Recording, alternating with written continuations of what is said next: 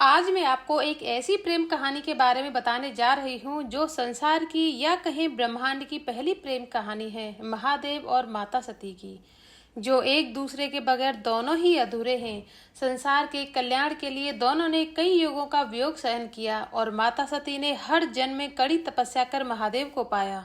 तो चलिए जानते हैं आज की इस खास वीडियो में कि माता सती का जन्म कैसे हुआ, भगवान रुद्र और माता सती की प्रेम कहानी क्या है। प्रजापति दक्ष ने माता जगदम्बा को पुत्री रूप में प्राप्त करने की इच्छा तथा उनके प्रत्यक्ष दर्शन की कामना लिए उन्हें हृदय मंदिर में विराजमान करके तपस्या प्रारंभ की। राजा ने कठोर नियमों का पालन कर 30,000 दिव्य वर्षों तक तप किया। वे कभी पानी पीते, कभी हवा पीते और कभी उपवास करते थे। भोजन के नाम पर कभी सूखे पत्ते खा लेते थे। प्रजापति दक्ष की तपस्या से प्रसन्न होकर माता ने प्रत्यक्ष दर्शन दिए और कहा, मैं तुम्हारी भक्ति से प्रसन्न हूँ, तुम अपना मन वांछित वर मांगो।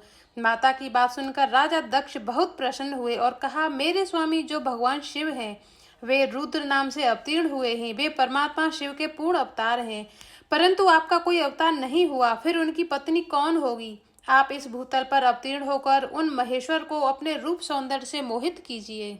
आपके सिवा कोई दूसरी स्त्री रुद्रदेव को कभी मोहित नहीं कर सकती, इसलिए आप मेरी पुत्री होकर महादेव रुद्र की पत्नी बन जाओ। यही मेरे लिए वर है और यह सिर्फ मेरे कल्याण की बात नहीं है, इसमें मेरे साथ साथ संपूर्ण जगत का भी हित है। मैं ब्रह्मा जी की प्रेरणा से यहाँ आया हूँ। प्रजापति दक्ष का यह वचन सुन माता हंस पड़ी और कहा, दक्ष, मैं तुम्हारी पत्नी के गर्भ से तुम्हारी पुत्री के रूप में अवश्य जन्म लूंगी, लेकिन इस जगत में कोई भी ऐसी सुंदरता नहीं है जो भगवान रुद्र को मोहित कर ले।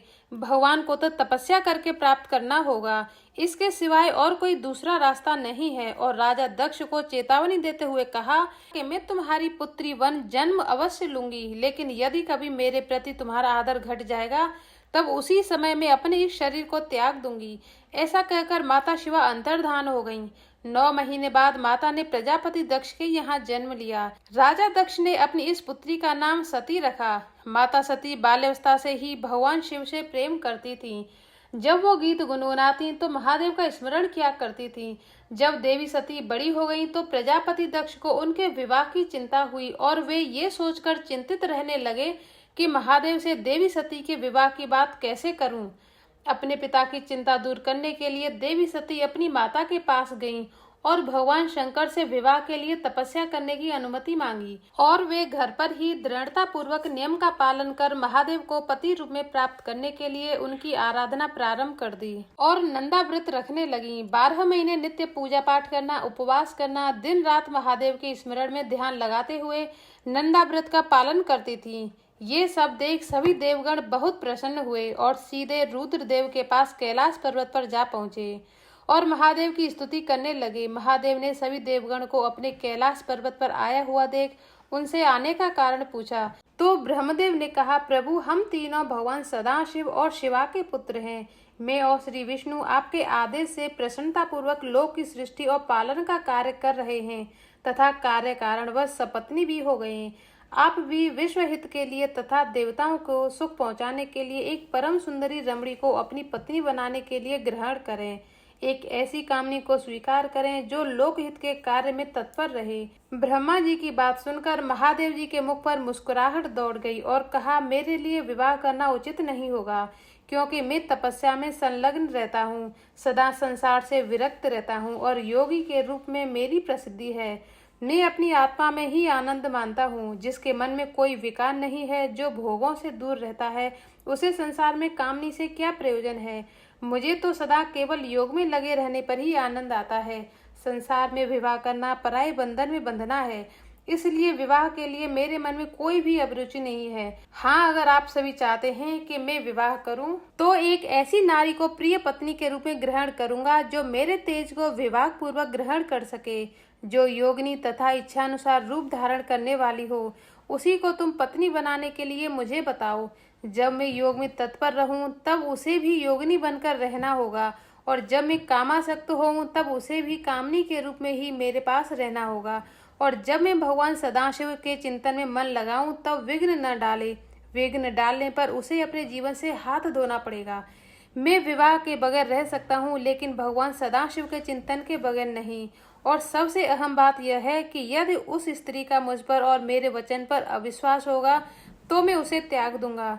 ब्रह्मा जी ने हाथ जोड़कर कहा, प्रभु, जैसी नारी पत्नी के रूप में आपको चाहिए वैसी ही स्त्री के रूप में माता शिवा ने जन्म लिया है। वे जगत का कार्य सिद्ध करने के लिए भिन्न भिन्न रूप में प्रकट हुई हैं। वे लक्ष्मी और सरस्वती का रूप धारण करके पहले ही यहाँ आ चुकी हैं।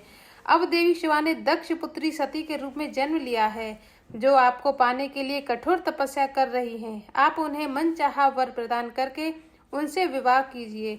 ब्रह्मदेव की बात सुनकर महादेव प्रसन्न होकर उस स्थान पर गए जहां मां सती तपस्या कर रही थीं। महादेव ने ध्यान में मग्न देवी सती को प्रत्यक्ष दर्शन दिए और कहा, उत्तम व्रत का पालन करने वाली दक्ष नंदिनी, मैं तुम्हारे इस व्रत से बहुत प्रसन्न हूँ, इसलिए कोई वर मांगो। देवी सती ने महादेव को प्रत्यक्ष देखकर उनके चरणों में वंदना की।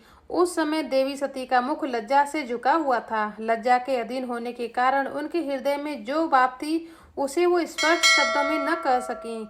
महादेव देवी सती के मन की बात जानते थे, फिर भी वो देवी सती के मुख से सुनना चाहते थे, इसलिए उन्होंने फिर कहा, वर मांगो। प्राण वल्लभ महादेव का प्रिय वचन सुनकर देवी सती प्रेम में मग्न हो गईं। इस बात को जानकर भक्त वत्सल भगवान शंकर बड़े प्रसन्न हुए।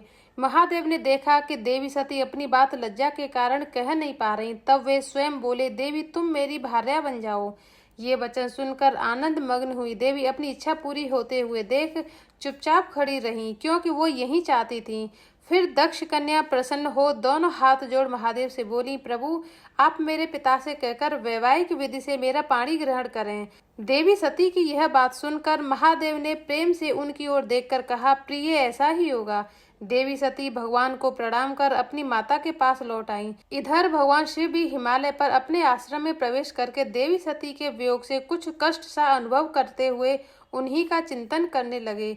अपने विवाह की बात चलाने के लिए महादेव ने ब्रह्मा जी का स्मरण किया और उनसे कहा कि आप शीघ्र ही दक्ष के घर जाओ और ऐसा यत्न करो जिससे प्रजापति दक्ष शीघ्र ही मुझे अपनी कन्या का दान कर दें। महादेव की आज्ञा पाकर ब्रह्मा जी प्रजापति दक्ष के घर जा पहुंचे। प्रजापति दक्ष ने उनसे आने का कारण पूछा तो ब्रह्मदेव ने महादेव के साथ देवी सती का विवाह करने की बात कही। तो राजा दक्ष और उनकी पत्नी बहुत प्रसन्न हुए और वे ब्रह्मा जी के कहने पर महादेव और देवी सती का विवाह कर देते हैं। देवी सती और भगवान शिव कैलाश में प्रेम पूर्वक रहने लगते हैं।